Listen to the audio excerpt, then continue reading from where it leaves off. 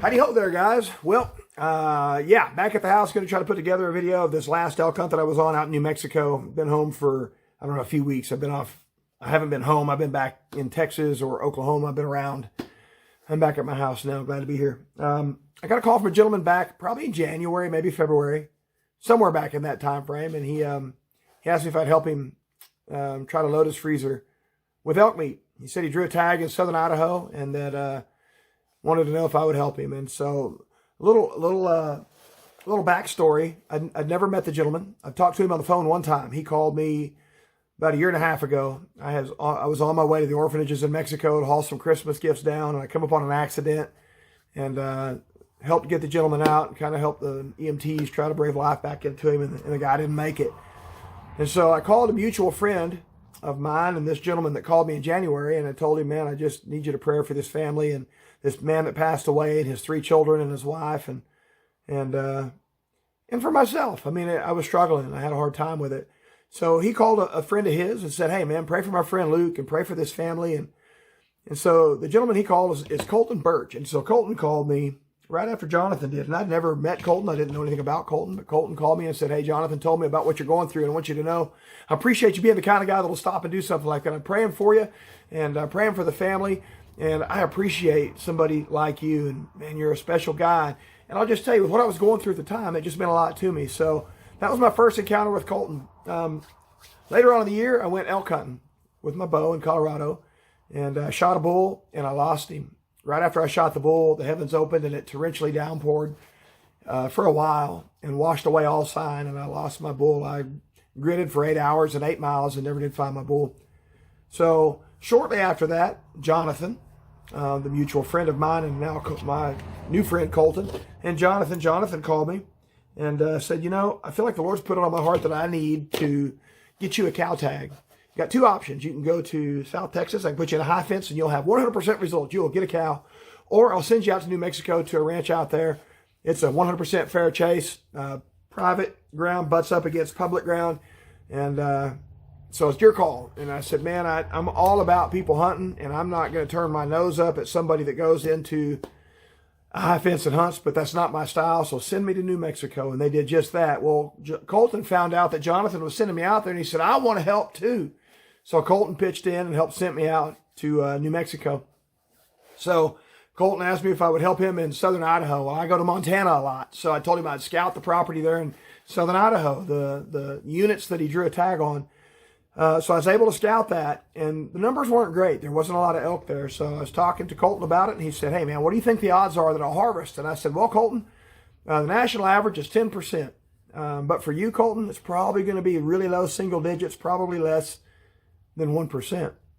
What you got to understand is Colton is blind. He can't really see to go out and do this kind of stuff. And so there's a system. You put a crossbow, put a scope on a crossbow, put a phone scope on there. And so it's not just Colton looking through the scope. It's Colton and someone else looking at the phone, and the person that's with Colton can tell him when to shoot. And so there's one person that's done a lot of that with Colton. His name's Jonathan Wise. And so Colton and Jonathan have been friends for a lot of years. And so hope was that Jonathan could go. But guess what? Jonathan had a baby just a couple weeks before our hunt was scheduled. And so we knew Jonathan had a baby coming. So Jonathan was not interested. He didn't want to leave his baby, didn't want to leave his bride. Colton's a very passionate guy, and we'll talk more about that here in a little bit. But right now, Colton's passion had him to a point of understanding how imperative it was that Jonathan be there, because Colton and Jonathan had done this phone scope stuff together a lot. They were a well-oiled machine. So Colton called Jonathan's wife, Katie, and said, listen, I need to borrow your husband for a few days. Katie was like, Colton, I love you so much. You can borrow my husband for a few days. That's because Colton is passionate about any and everything that he does. Katie knew that. Katie saw that, sent her husband out there. So Jonathan was able to come out and spend a few days with us out there. I got there a few days before then, was able to do quite a bit of scouting. And I found one particular bull that we were really interested in, named him Leon, in fact. And had enough intel on this bull that I thought I could put ourselves in a pretty good situation to try to make a play on him. Went in the day of that the guys that got there, dug out a couple little spots in some bushes, and set ourselves up for an opportunity on what was going to be the bull of a lifetime. So these animals lived on public during the day, and they came over to the private at night. Right before dark, they'd come over onto the private. They would stay on the private all night. In the mornings, right after daylight, they'd head back to the public. And that was what I discerned in my scouting time. I got there 3 days in advance, got to scout all day, every day, and figured them out. Felt like we had a good opportunity, so the guys showed up Tuesday the 19th. That evening, we went out and tried our hand at our first setup, and we'll just take you guys now, let you see what goes on out there in New Mexico. So come check it out, and I think it's going to be a pretty cool gig. So let's head to New Mexico. All right, this is not customary for me to wait this long. This will be my first bite of that bull. Shot him on the 14th, and today is the 16th. Got him on the grill here, and give our first sample taste. This has some brown sugar seasoning. I actually put some syrup on it just because I wanted to see what it was like, and some garlic salt. So here goes.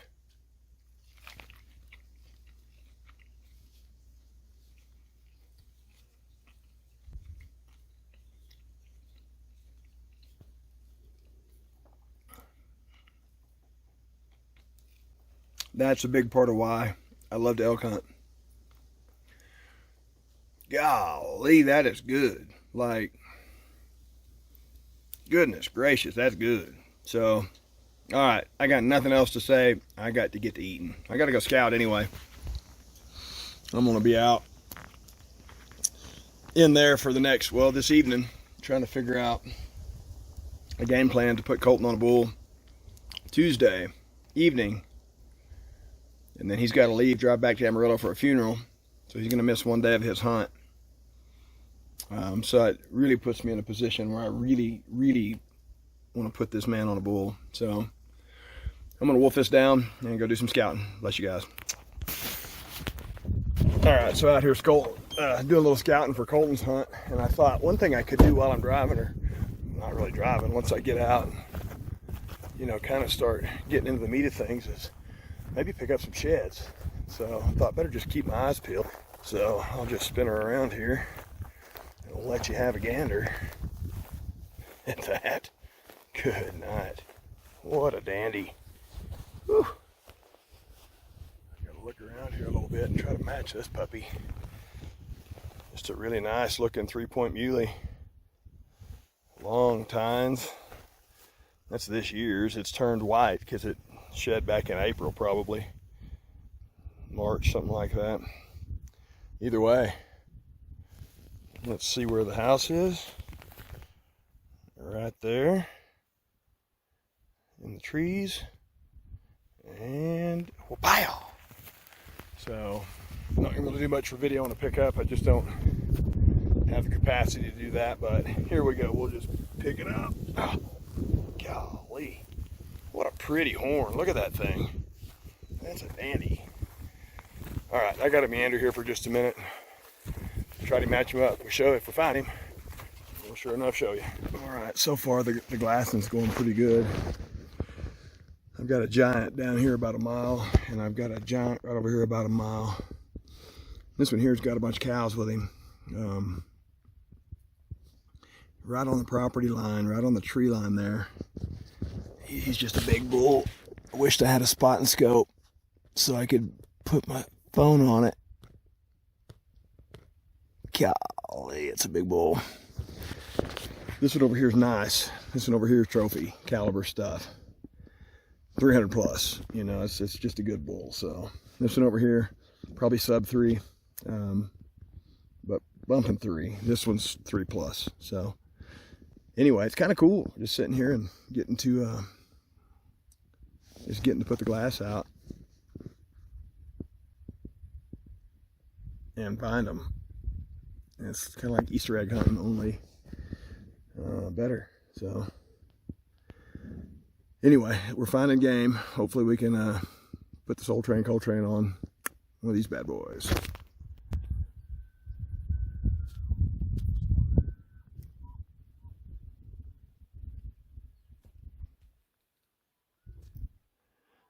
I don't know if you can see them. These two have been fighting for a while. I got one bugling right down here below me. I have not seen the one below me yet. I need to find him.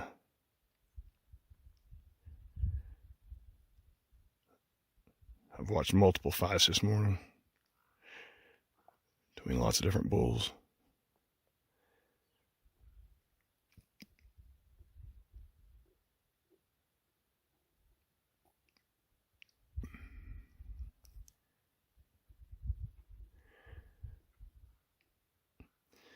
There was a big one with those two just a few minutes ago. I'm not sure where he went. I've been looking at other stuff.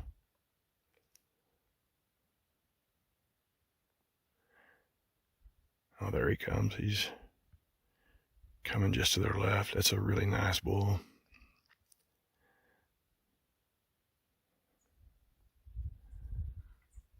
Those two are going at it.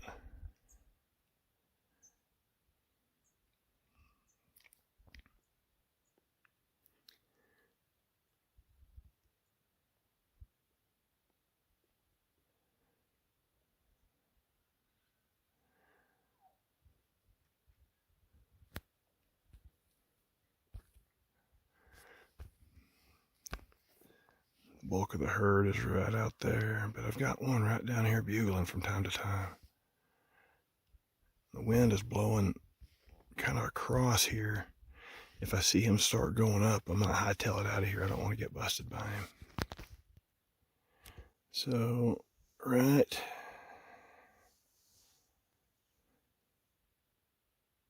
there is a pretty nice bull. But this entire basin was full of bulls a while ago, and there's still, I don't know if you can see them in the phone, there's about 60 head kind of right out there in the middle of the phone. Mostly cows, but I think Leon's in there. Leon Biggs. And this is all Floyd. And about 10 really nice bulls just went onto this little hill right there. There's been a couple down there absolutely throwing down, fighting this morning. So, yeah, the scouting's going really good. Having a good time listening to this guy right down here in front of us that I was just videoing. He's been bugling his head off this morning.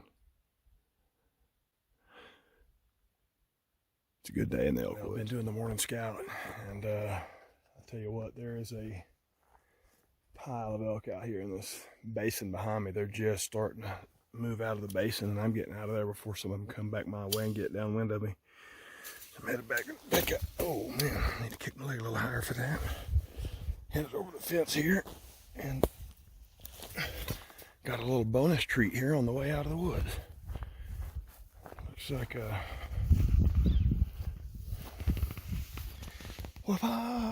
hallelujah, hallelujah. Really cool looking mule. And the glorious pickup. Wow, that thing's heavy. It's actually a brownie. It's just been laying out in the sun this year since the spring. So, yeah, I'm a kid at a candy store. I can assure you of that. It's got a lot of weight to it. It's heavy horn, heavy horn. I'm obviously gonna look around a little bit, try to match it up so that closest timber back there. I think there was 8 satellite bulls that went into that this morning. That's probably 500 yards from me right now.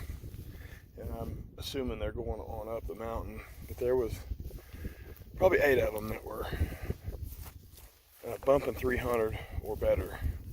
So pretty special opportunity to get to be out here. And then of course the herd bull, he's over there. He's got, I don't know, he's got about 60 cows. And you know, it's really hard to tell from the distance that I am, but I'm gonna say he could potentially be bumping 350 or something like that. He could be bigger. He might be smaller. It's hard to tell through binos, but he's a big bull, and I've got a bit of a strategy to possibly get on him tomorrow evening. It won't be a calling deal. It's really difficult to call a herd bull when he's got that many cows. Typically you get out and start calling. You call in satellites and get busted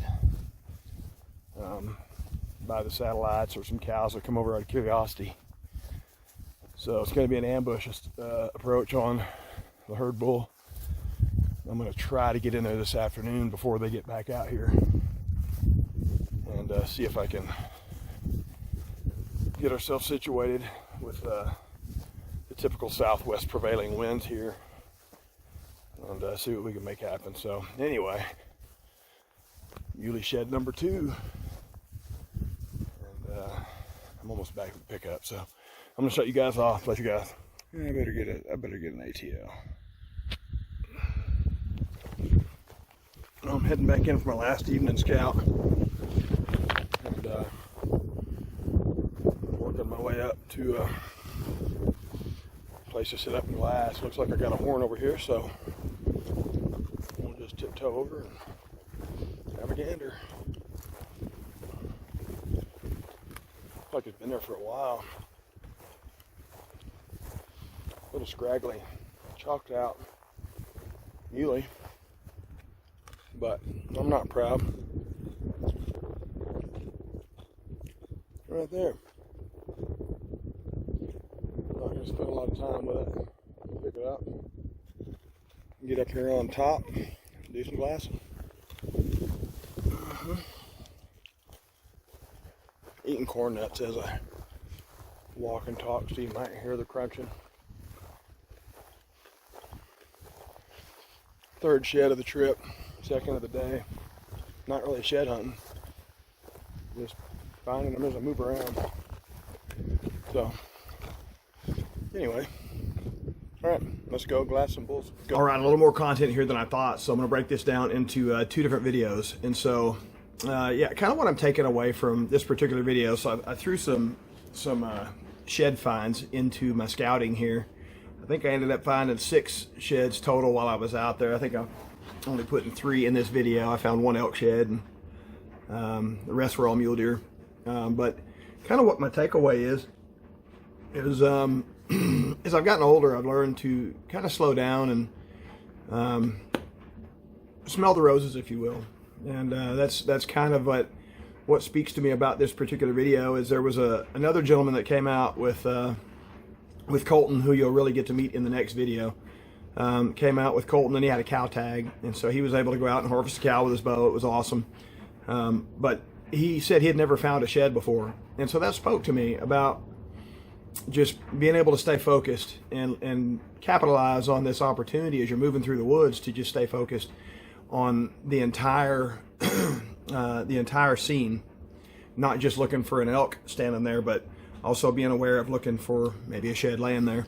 And so I had a pretty unique encounter on my way back from Ponca City a couple weeks ago, and it's this coupled with that has made me think about a verse in Ephesians chapter 5 verses 15 and 16. It says, let's see here, be very wise how you live then, for the days, well, let's see here, let me think.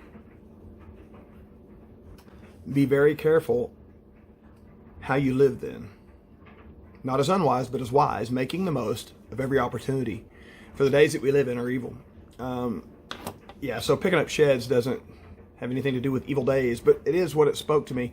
So the gentleman on my way home from Ponca a couple weeks ago, we were up doing ministry at Ponca City, the motorcycle race, and stopped off at a gas station to get fuel, and I noticed a guy looking at my pickup, and it's got graphics on it, and it says Senior Pastor, Vertical Adrenaline Motocross Ministries, Luke Navarre on there. And so I asked him if he was a Christian, and he said he was. And so we talked there for a few minutes, and I could tell he was kind of struggling with some stuff, so I offered to pray with him. And so he just began to sob there in the parking lot as I prayed with him. And man, I was so grateful that the Lord quickened to me that it was an opportunity there that I needed to make the most of. And yeah, again, picking up sheds while I'm scouting for elk is nothing what this verse talks about. But the beauty of it is God is big, and he can use things to speak to you. And that's what he spoke to me with picking up these sheds, was make the most of every opportunity.